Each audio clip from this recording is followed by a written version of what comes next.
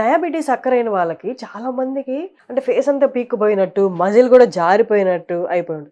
ఇది వాడడం వల్ల మజిల్‌కి ఏమన్నా ఉపయోగాలు ఉంటాయి? డెఫినెట్లీ అండి. డెఫినెట్లీ యూజ్ ఉంటుంది. ఎట్లా అంటే ఈ మజిల్ ఇట్లా అయిపోవడంని మనం మజిల్ వేస్టింగ్ అంటాం. ఈ మజిల్ వేస్టింగ్ ఎందుకు అవుతుందంటే నేను ఇనీషియల్‌గా మీకు స్టార్టింగ్ చెప్పినప్పుడు గ్లూకోజ్ అనేది సెల్ లోపలికి వెళ్ళాలన్నాను. సెల్ అంటే ఏం సెల్?